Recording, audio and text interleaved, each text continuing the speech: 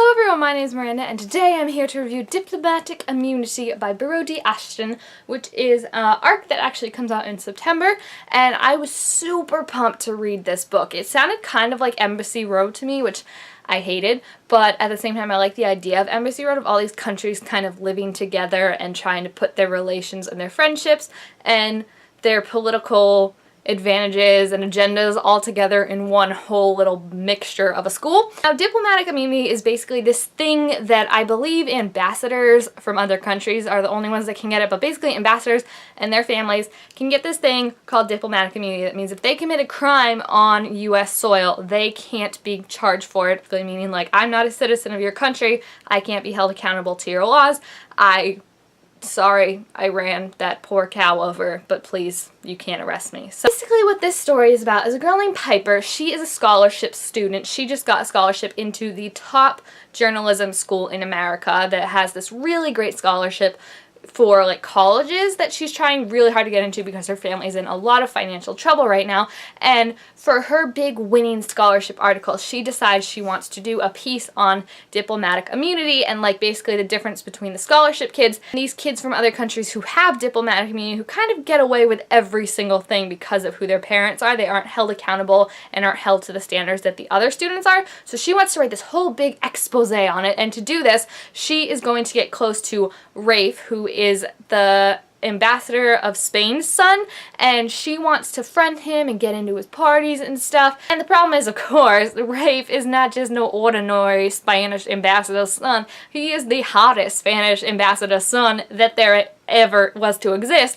So of course she can't help but start to feel some stuff for him as she gets closer to him for this article, and the big conflict becomes, does she print this article and make her career successful, but also possibly lose Rafe and what she could have with him, or does she not and lose her scholarship but have something with Rafe? I said I was super excited for this book, but quickly the more I read it, I was so disappointed. So the writing, I will say, is very good, and Brodi Ashton just actually was one of the writers of my favorite book that I just read, and that was My Lady Jane. So going straight from My Lady Jane to Diplomatic Immunity, I had high hopes for this. I enjoyed Brodi's Everny series. It wasn't my favorite, but it was very well written, just like this book.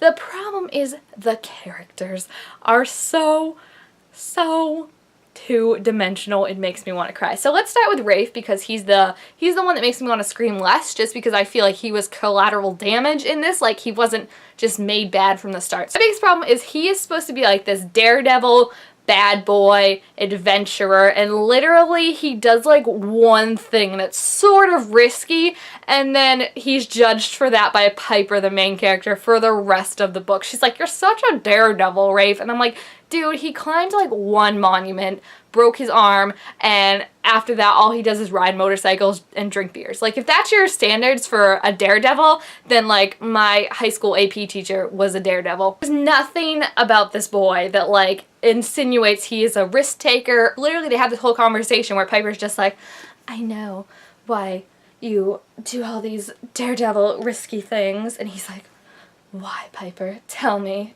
right now. She's like, it's because you want to mask your emotional pain with physical pain. I'm like, what the F? No. This man, like, you climb one monument. You do one daredevil-y thing, and everyone's like, whoa, watch out for this badass right here. I'm like, seriously? The teenage boy, not a fortune cookie that has like a little gold ticket inside when you crack the mystery open. No. Speaking of Piper, she is one of those annoying characters that is super dumb but thinks she's super smart and super intelligent. Like, I'm so good at making connections. Like, there was literally one time she says something and Rafe is like, oh, you pay attention. She's like, good at making deductions. And I'm just like, what is happening? It's like a Tesco grade Lois Lane, and like not even the good ones that like you can pass off as name brand. She's like the one that's in the clearance that no one picks up. She thinks she's like awesome and amazing and super smart and super investigative. She has this thing basically where she has no filter. Like, she just says whatever she wants, and she's like, we're supposed to find that adorable and quirky because Rafe does. Like, literally, she's like to Rafe, you wouldn't understand my problems because you're rich and I'm not. And he's like, oh my gosh, no one's ever talked to me that way. Say it again. And she's like, what do you mean? And he's like, say, insult me again. And she's like,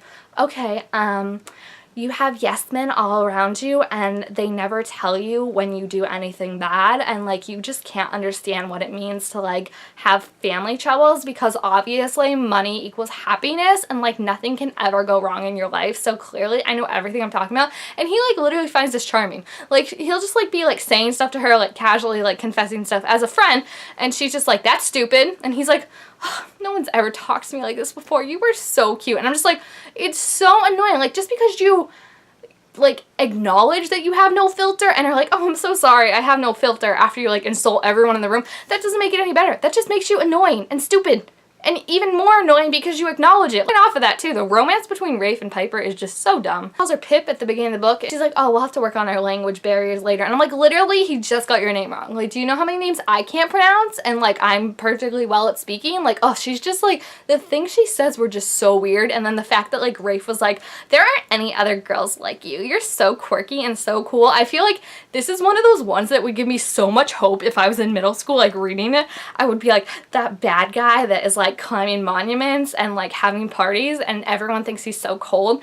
I'm gonna get him to warm up to me if I'm just so weird and adorable and just myself. But because this book was so well written, I would still end up giving it 3 out of 5 stars. It's just that Piper and Rafe were so annoying that I have to fault the book for that. Like I can't, and that like this book is supposed to be like all about their romance, and it's just literally like the most cliched, weirdest romance I have read in a long time. So I think that's about going to do it for this review. If you enjoyed this video, please feel free to give it a thumbs up and also subscribe to my channel down below to be able to make all sorts of new videos. I will see you guys next time. Bye!